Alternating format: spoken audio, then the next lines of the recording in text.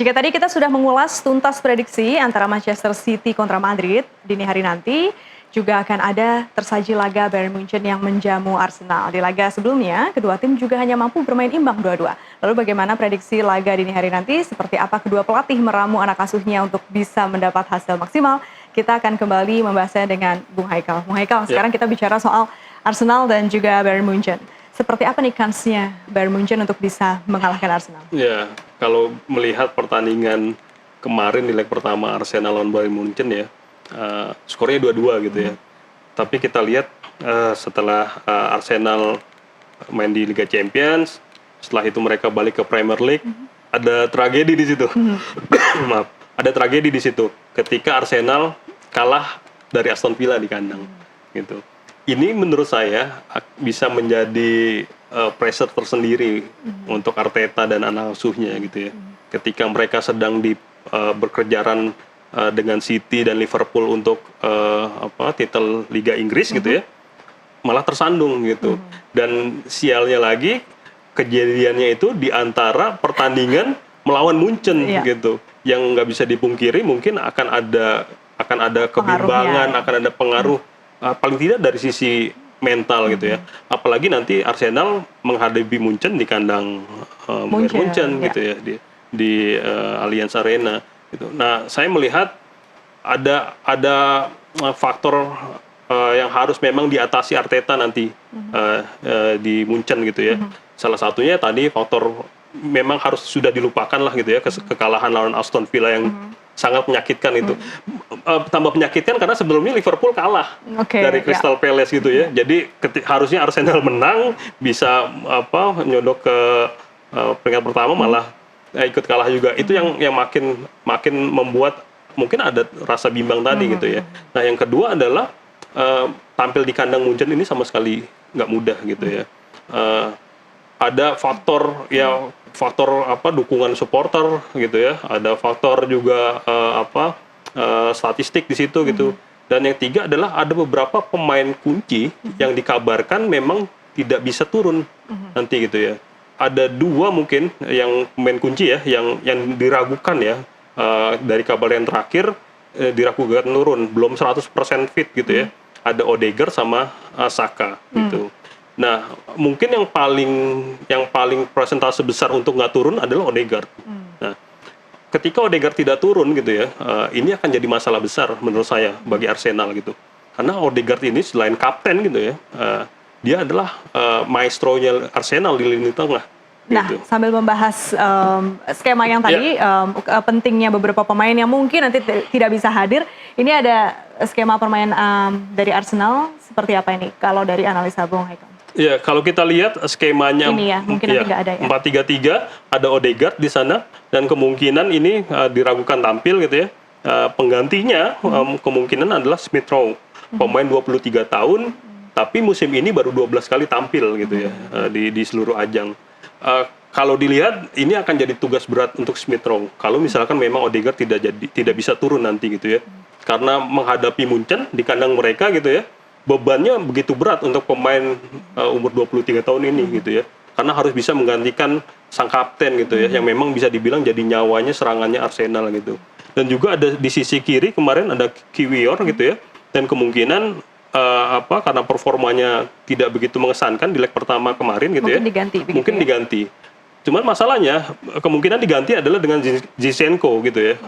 Tapi permasalahannya penampilan Zinchenko mendapat kritik ketika melawan Aston Villa kemarin gitu ya. Ada beberapa kali termasuk golnya Aston Villa itu yang disorot adalah pergerakan Zinchenko ketika menutup lini pertahanan, dan kemungkinan Tomiyasu yang akan main di situ.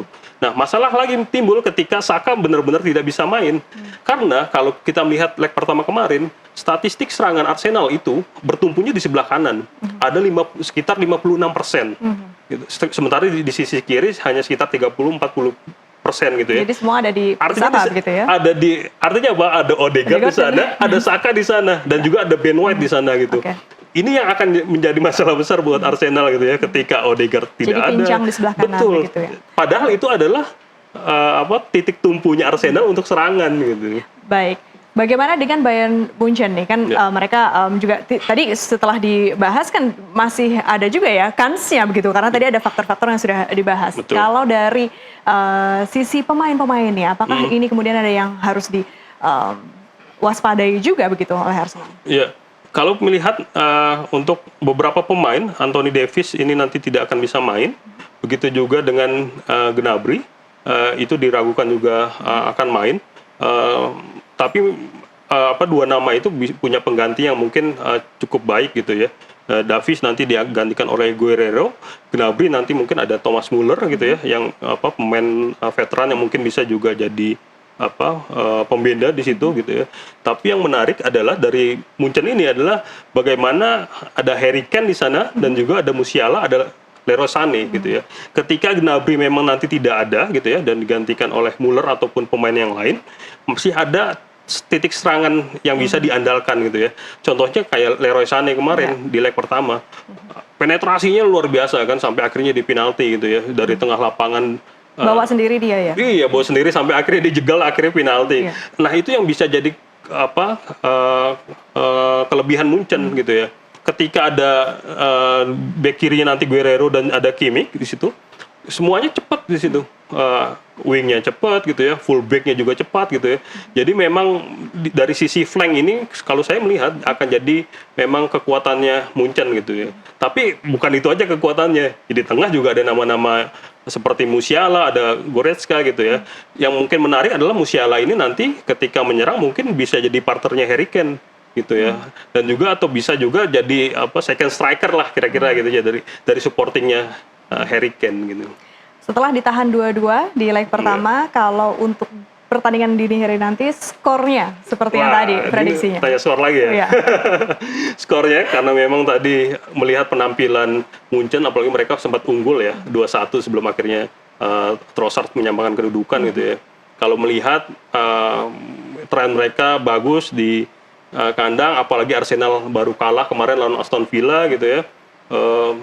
Munchen kalau saya melihat sedikit diunggulkan gitu ya, sedikit diunggulkan karena mereka memiliki tim yang meskipun tidak ada beberapa kehadiran pemain inti, tapi mempunyai backup yang kualitasnya hampir sama gitu. Jadi tidak ada keraguan di sana gitu ya, apalagi mereka akan disupport penuh dengan supporter tuan rumahnya gitu.